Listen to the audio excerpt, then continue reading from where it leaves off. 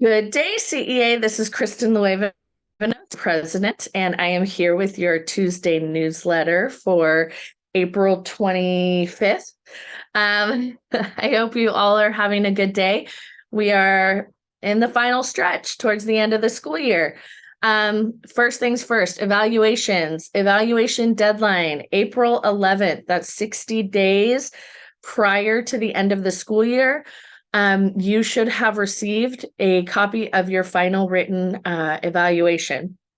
If you did not, please reach out to your site rep, and we will discuss grieving it and eventually getting it thrown out because it violated your contract. Next, respect. I have been visiting schools. I have been talking to teachers, and it's interesting that quite often when we get 2 to 3 teachers in a room, after about 10 minutes, the conversation turns to how the teachers aren't doing what they need to be doing, or other teachers are not doing what they should be doing, or this teacher isn't doing. And it makes me very sad because as someone who's walked in almost every single classroom this year, at least once, teachers are doing their jobs and they're working hard. And many of them are working hard with very little. That being said, we need to stop this. The district will not respect us unless we respect ourselves first. And I know where this is coming from because I've heard it too. And it's coming from our administration, because I cannot tell you how many times I heard an administrator say, not all teachers are doing this, or you'd be surprised, not all teachers are doing this, or, thank you for doing this. Not everyone has turned it in, or you'd be shocked at what I see, right? Things like that. And as someone who's walked in every classroom, no, I see people teaching. And so what we need to do is we need to turn it around. And whenever you hear an administrator say that, we need to turn it around and say, you as the supervisor, what are you doing to support them, to make sure that they get done what you're asking them to get done? Or what are you doing to support their work in the classroom, right? So turn it around. I heard an administrator when I was doing site visits at the beginning of the year saying to me, oh, well, look at this. It's a Monday. I have so many teachers out on a Monday. I have so many teachers out on a Friday. And the first thing I said to him was, and that's the result of a toxic work environment. Teachers come to work if they feel respected and valued. But when it's a toxic work environment, you see things like that. So what are you doing as administration to combat the toxic work environment? To work against, to create a supportive place that educators want to come to, right? And so we really need to be turning it, because again, we as classroom teachers, we do our jobs, right? But a lot of other things are not getting done that in a sense hurt us, right? Next bargaining date is Monday, May 1st. So be on the lookout for an update on May 2nd when the newsletter goes out. Committee dates and times. PAC's next meeting will be May 18th. Elections, May 26th. Membership, May 30th. Organizing, May 25th. And community outreach, May 8th. As a matter, CTA, just quick note, CTA elected positions. There's a CTA elected position. It's like a site rep, but for the state. And we need Compton teachers to run. Basically what this is, since we didn't have a lot of people running, they put us with a bunch of other locals. And so our our big local lost a lot of positions because we weren't having people run. And so now we're in a group with other locals, but we're the biggest local. So we should have more representation in that group. So we need more of you to declare candidacy and share that information and elect these people. So there's a QR code in the newsletter for a CTA elected position. You basically, you'll be part of state council if you win, and you go and you vote on things that CTA is coming to you with, that CTA leadership goes, okay, we think this is what you want. Is this what you want? And then you vote and say yes, no. If you say no, if it doesn't pass, then leadership tries to figure out, okay, where did we go wrong? What do we need? So state council really guides the direction of CTA. So please, please, please consider running. Last thing on here, and UTLA, I know many teachers have reached out to me about how Los Angeles teachers did a strike. Technically, no, they did not do a strike. Technically, what they did was they refused to cross SEIU's picket line. So what that means is they stood in solidarity with another local in their district. So it was like a solidarity strike. They just refused to cross the picket line.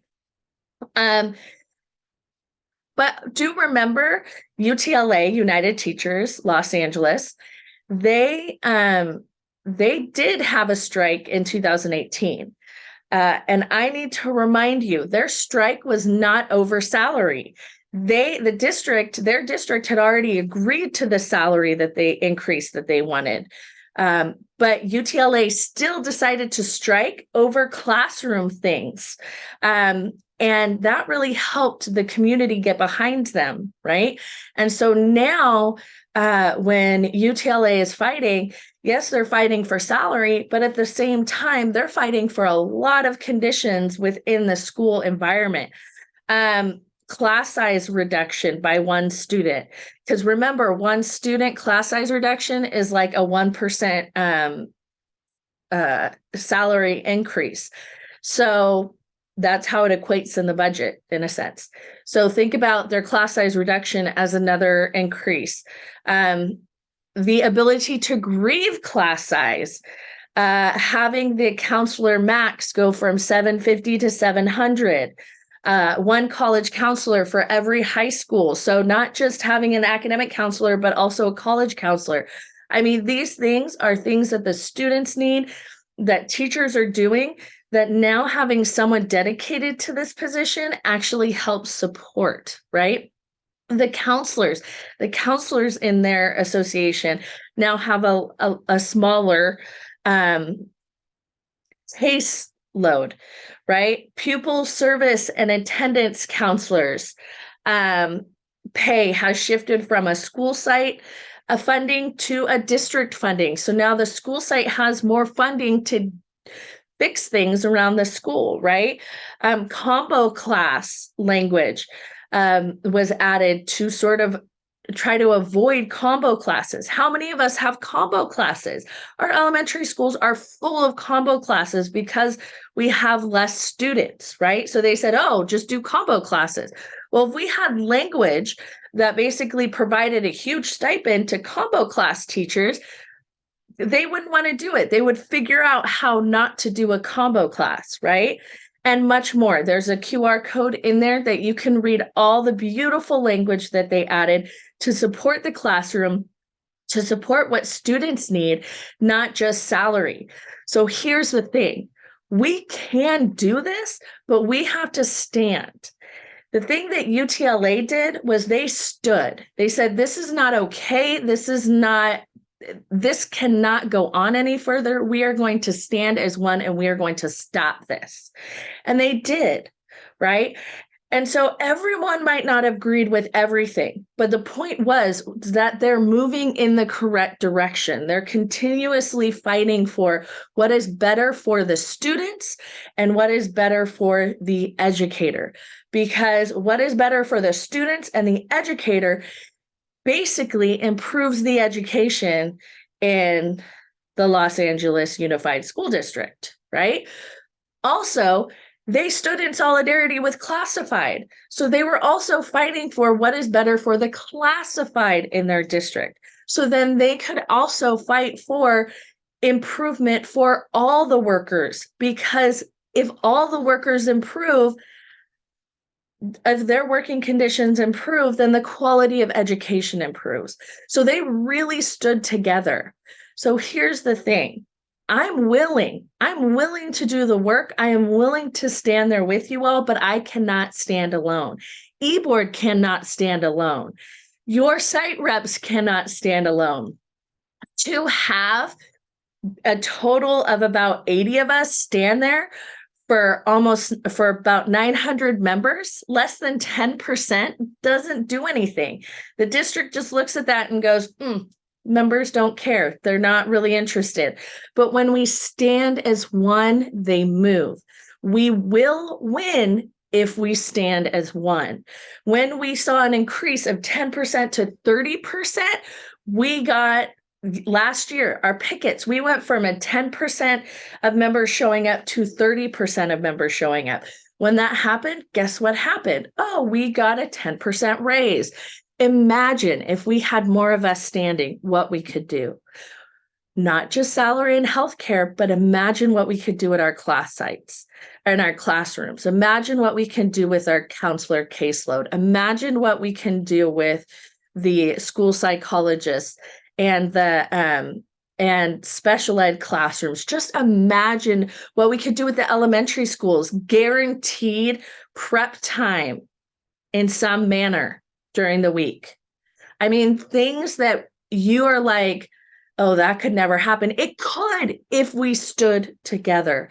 So please, I really want you thinking, because next year, I'm telling you right now, we're still going to be bargaining next year. We will not have a completed contract this year. I don't see it. And I really need you guys to be willing to move, because if we move, we will win. Okay. See you all later. Bye.